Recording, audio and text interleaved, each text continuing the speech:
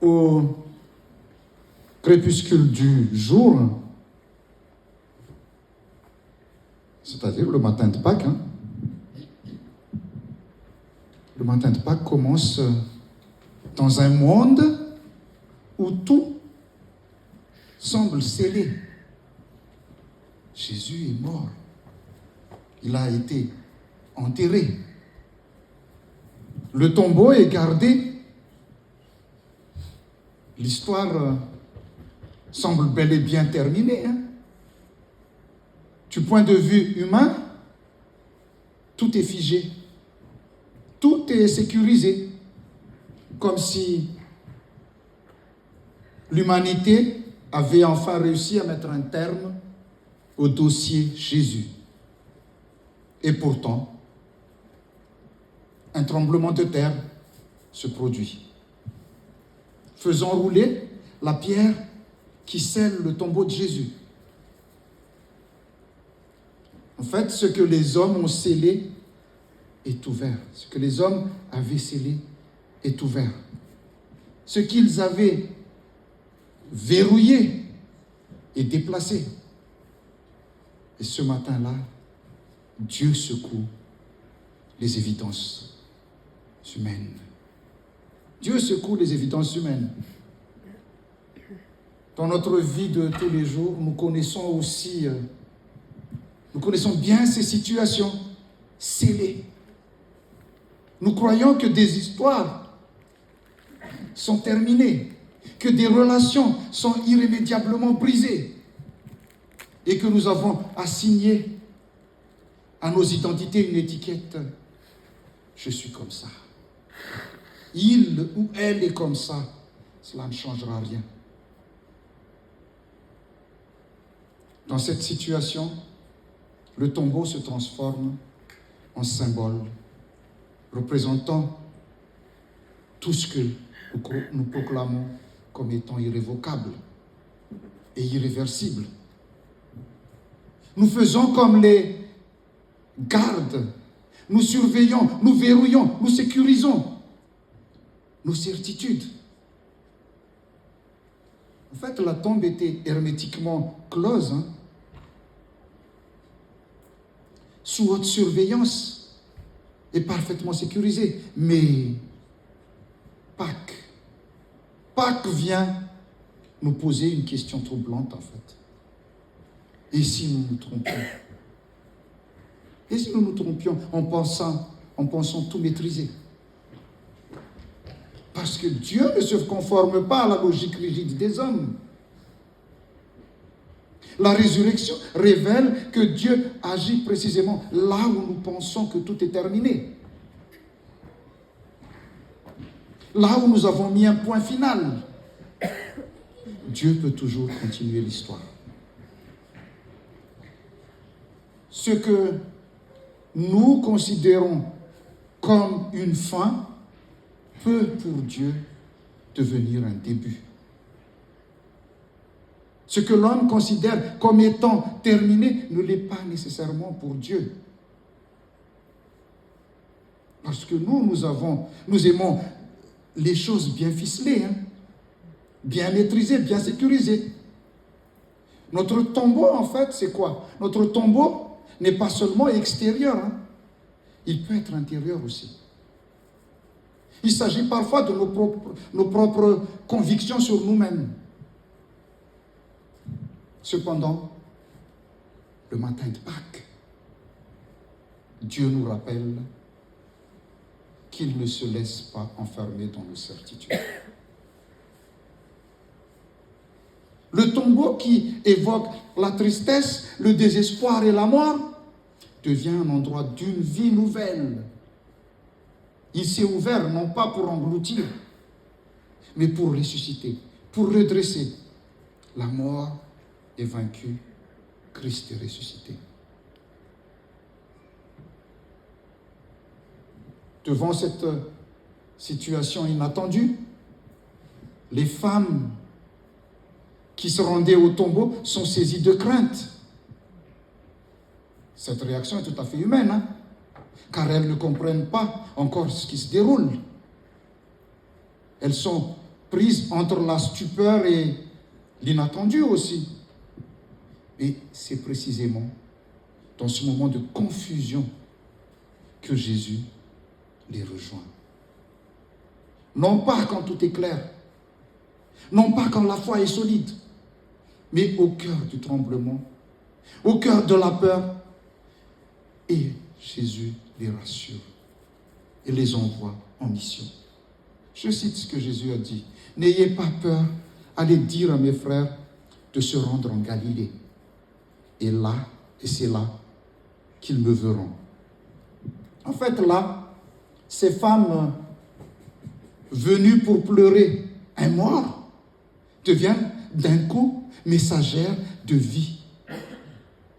Première missionnaire de la bonne nouvelle.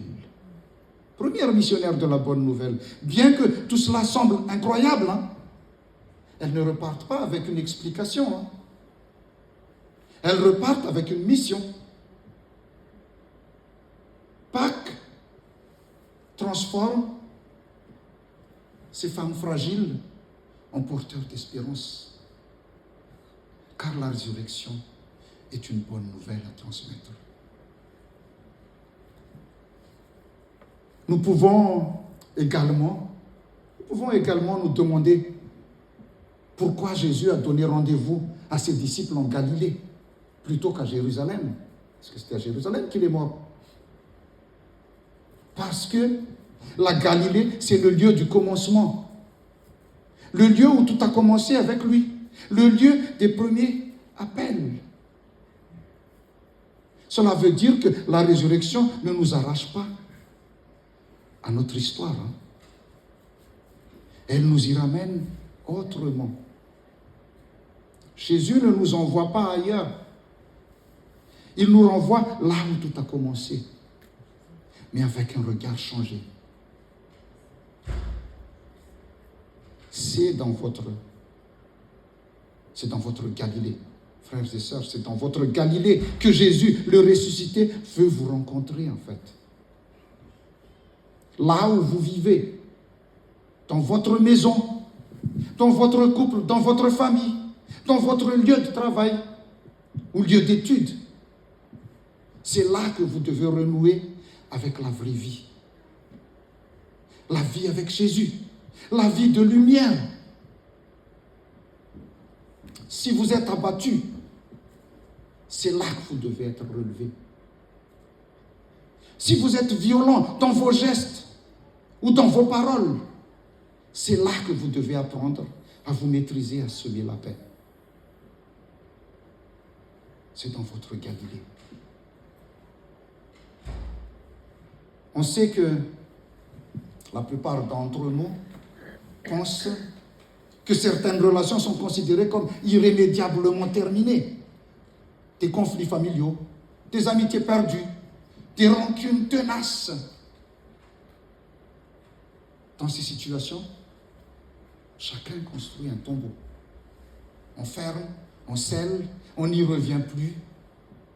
Pourtant, parfois, la résurrection prend la forme d'un geste minuscule.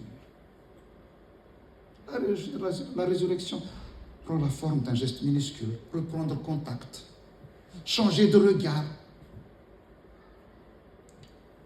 Évidemment, cela n'efface pas les blessures. Cela n'efface pas les blessures, mais il ouvre une nouvelle opportunité. D'ailleurs, après sa résurrection, Jésus portait encore les marques de sa crucifixion. Il les a montrées à son disciple Thomas, qui avait du mal à croire en sa résurrection. Il avait ses cicatrices. Pâques nous dit que ce que nous croyons scellé ne l'est pas forcément. Ce que nous croyons maîtriser peut nous induire aussi en erreur. Nous voulons tout contrôler, notre santé, notre carrière et même nos émotions. Or, ce que nous considérons comme terminé peut être le moment où Dieu agit le plus puissamment en fait.